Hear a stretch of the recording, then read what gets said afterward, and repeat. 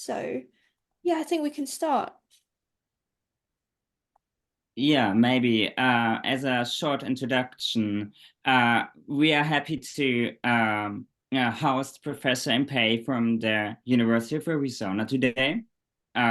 He is a distinguished professor in astronomy, researching observational cosmology, and also supermassive black holes. Uh, Professor Impey, do you mind maybe introducing yourself a little bit more? And maybe also, I'm interested, what research activities have you done recently? Mhm. Sure. So I can give you my training because it's a one of the ways you can become a professional astronomer, for example. So my undergraduate work was in physics in the UK. It was at Imperial College as an undergraduate, and that is typically the path for professional astronomers. I'd say 80% of my colleagues, their first degree was in physics, their bachelor's degree. Um, you don't learn much astronomy or astrophysics in most uh, physics degrees, but you can get started. And in the end, astrophysics or astronomy is just projecting physics out into the universe. So physics is a key skill. And of course, mathematics. So I studied math and physics as an undergrad and a little bit of astronomy, but enough to know that I liked it. And then I went to graduate school in Edinburgh, which is where I'm from. So I was in the UK for most of my training. And that was in astronomy. So for a PhD or master's degree, you can specialize and turn it into astronomy or astrophysics. People use, in the US, those terms are used interchangeably, really. And then when you're doing graduate work, you will be learning more astronomy, astrophysics, but you're still taking some foundational physics classes, advanced quantum mechanics, electromagnetism, thermodynamics, things, and maybe addressing sometimes deficiencies. Not everyone has uniform physics training as an undergraduate, so sometimes you have to fill in. And you'll be learning things that are useful for professionals and for research, like programming techniques and so on, Python, R, etc. And now you'll be learning about machine learning. So we have elective graduate classes that are, more cutting edge in terms of those techniques. So that's the training, and it's different in the U.S. and Europe and the U.K. In the US, it's quite a long road to be a graduate student. It's 6 or 7 years sometimes, because the first 2 years you're just taking courses, maybe teaching to support yourself, and doing a little research along the side. But the coursework is quite intensive, so you don't have a lot of time left over. And then when you develop a thesis project, you move into research, you pass a preliminary exam, and then you move into pure research, and then your project can take a longer or shorter time, depending. If you work on theoretical topics, tends to go a little quicker. Theory PhDs tend to last a year or even two less than an observational PhD, because observational PhD, you have to use telescopes. It might be cloudy. You might lose a year. Things can happen. The instrument that you're using is new and took longer to develop. There are obstacles that can come up in a PhD when you're doing observational astronomy, and as I did.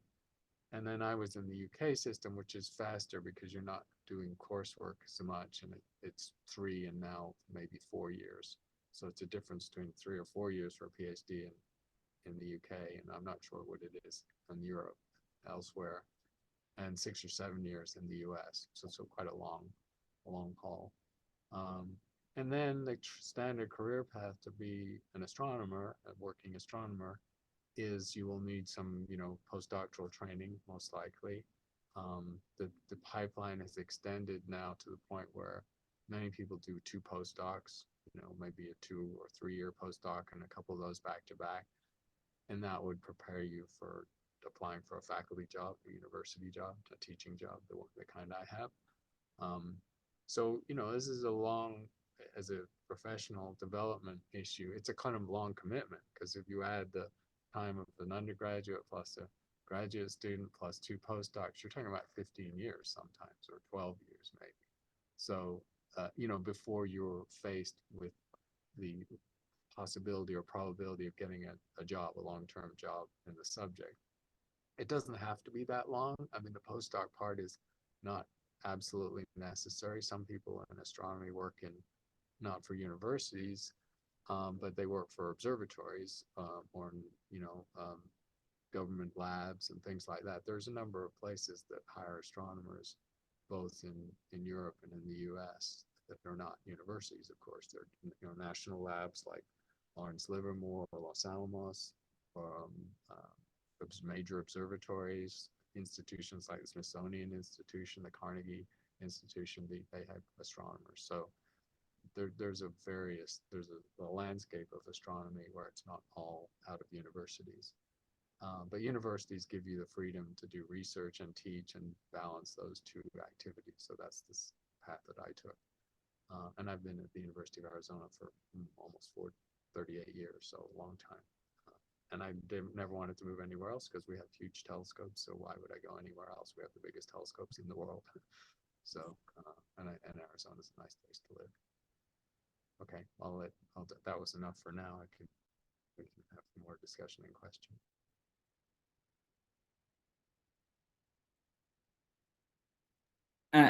Yeah, as I just recently heard that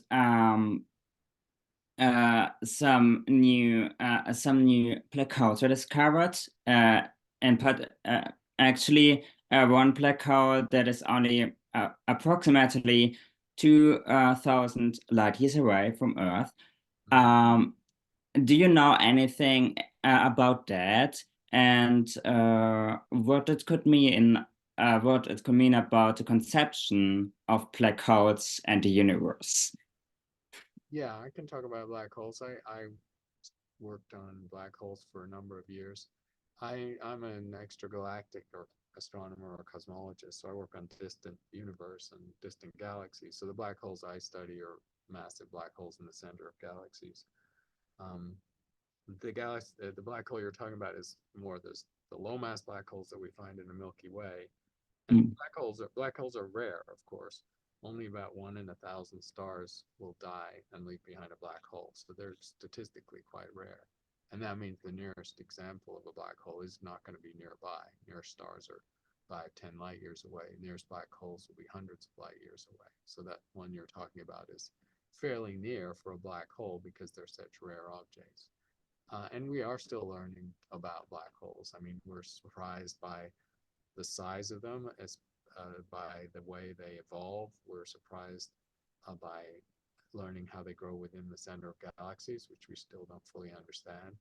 We've learned an enormous amount in the since 2016 from LIGO and the gravity wave detectors, because they're telling us about how black holes merge and how small black holes merge and bend space-time according to general relativity. So the gravitational wave part of the subject is really new and exciting, and it's very active.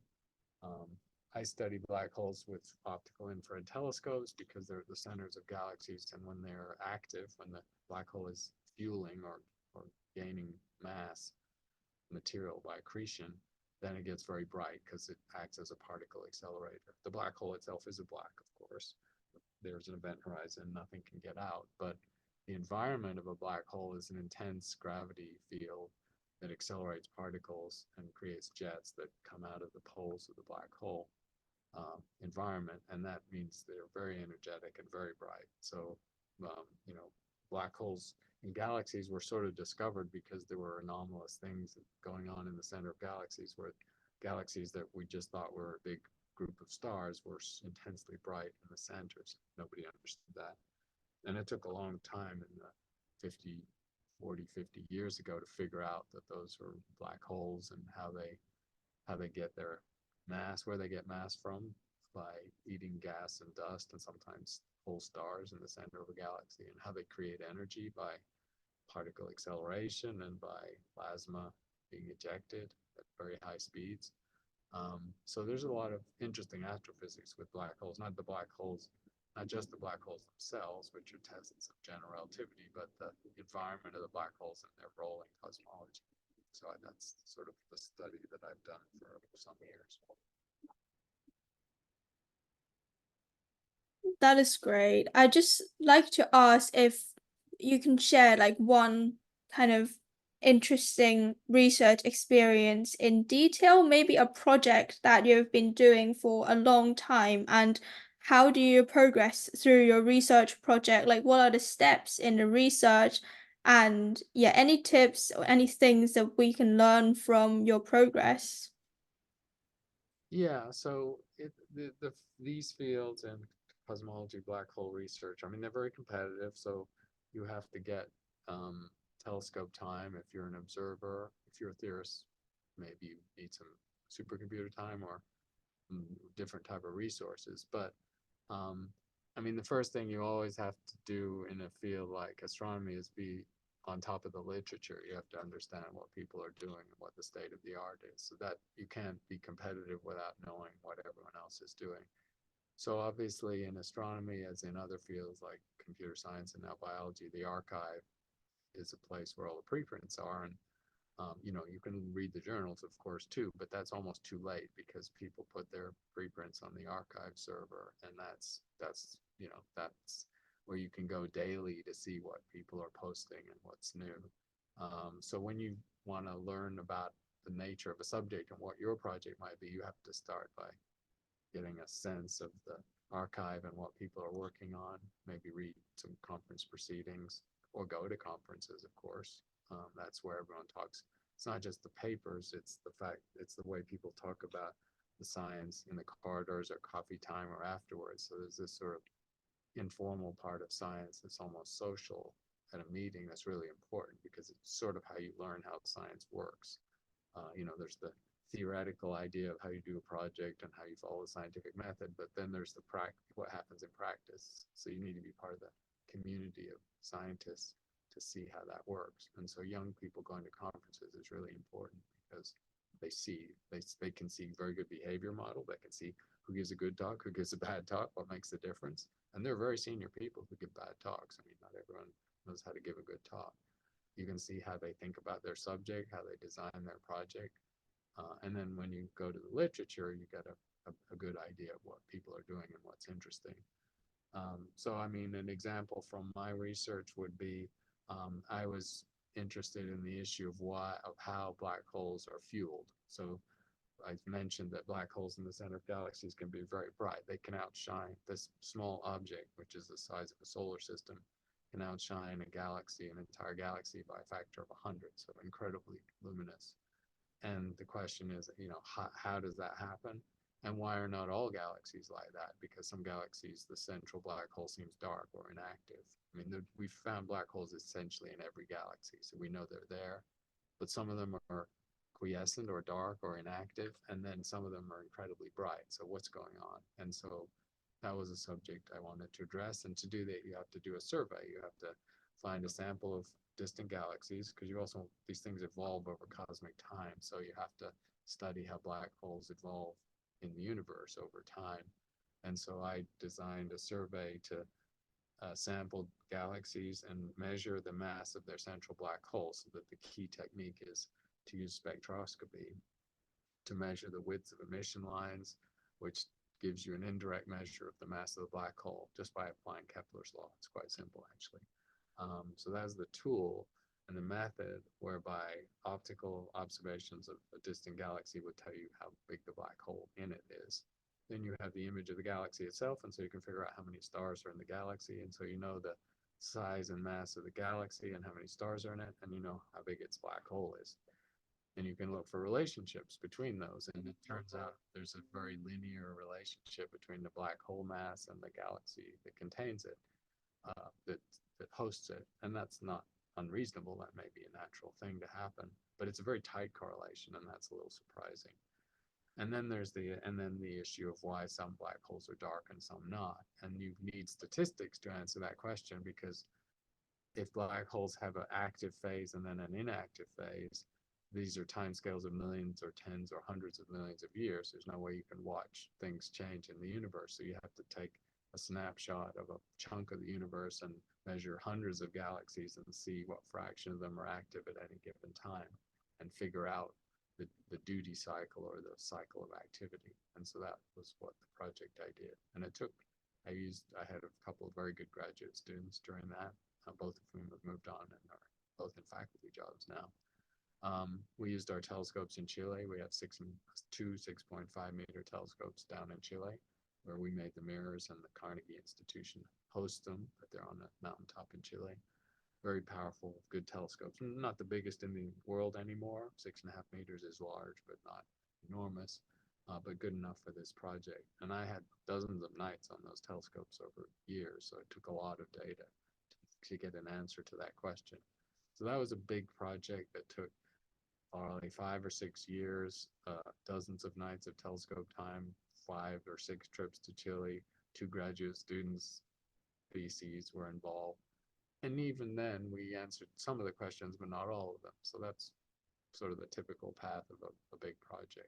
It takes quite a while. You have to be patient. You need a lot of resources. You have to sort of bear down on the question. You can define smaller projects, bite-sized projects, and that's a good thing to do. If you have a career in research, you may be working in a large team or not. There's still small groups in astronomy. Astronomy is almost like old world subject, because there are still small groups or individuals even doing research. That's in physics, that's not very usual anymore. In biology, that's not usual. It's becoming very unusual in science for people to be able to work solo, or even one professor and a graduate student. The groups are getting larger because the equipment is expensive, and the collaborations are kind of required to answer a big important question. And there are hundreds of astronomers and people in collaborations. They're now huge. And that's a change in the subject that's happened over decades. And it's tricky for a young professional, because you could get lost in a big group like that, because you're just one person. There's hundreds of names on the paper, or dozens anyway, but sometimes hundreds. And they're more senior people, more experienced people. So how, you're playing an important role, but how do you stand out? How do you, make yourself look prominent, or how do you get your reputation when you're working in a large collaboration? So I'd say the whole issue of collaborations is now a tricky one for professional scientists, because I came up, 30, I was a grad student 40 years ago, and then it was not big collaborations. There were a few dozen people, but these huge collaborations were in the future. So I never had to deal with that. But it's pretty much what modern research is all about.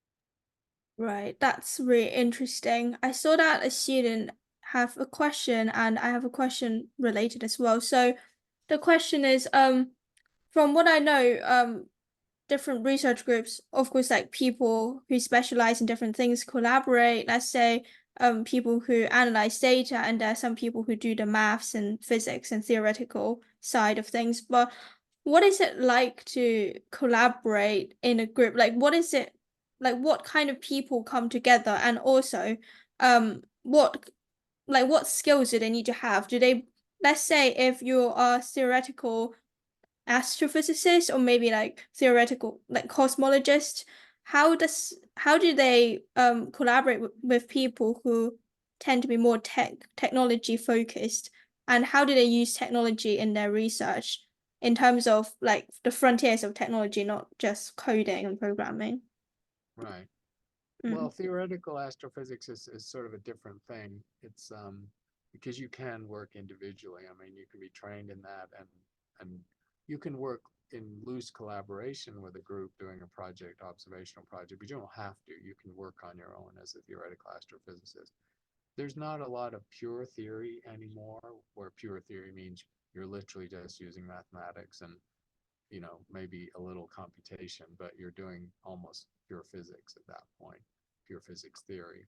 A lot of work progress on the theoretical side involves simulations, because computers are really good at simulating aspects of the universe, from an entire cosmology simulation where you have a billion galaxies evolving in a computer, to the astrophysics of black holes, or to how gravitational waves are produced. So there's a lot of there's a set of people that were not many of them 30 or 40 years ago, and they've become more and more over the years, which are do simulations, and they're sort of they're in the middle ground between theory and observation. They have to, of course, understand the theory very well. You can't make a simulation of the universe unless you understand gravity and you put in the properties you think of dark matter or dark energy, you can't model a black hole unless you put in hydrodynamics and magnetic fields, and so it's kind of a complex problem of physics. So you need the physics and the theoretical background to do simulation work in astronomy, but it's very powerful and it's an important tool now. It's not, you can't use it in isolation of observations, because just thinking of a theory and running a simulation means nothing if you never compare it to data. So simulators always work with observers and try and replicate or understand big data sets and so on. But the people who do that work are very valuable in the profession, because a lot of progress has been made through simulations of understanding the universe, because astronomy and the universe are complicated.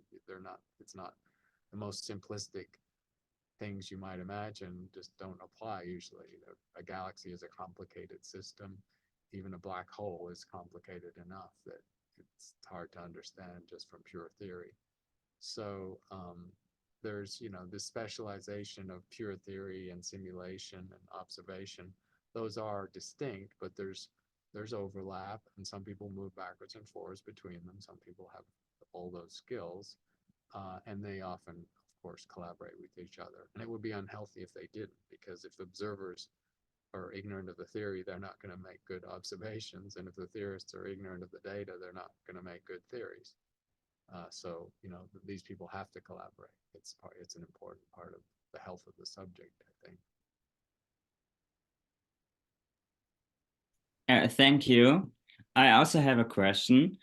When we are talking about cosmic observations, I can assume that there are really large extreme distances, and thus also statistical uncertainties. How do you deal with that? So how do you integrate cosmic variance in your in the interpretations of the observations you make?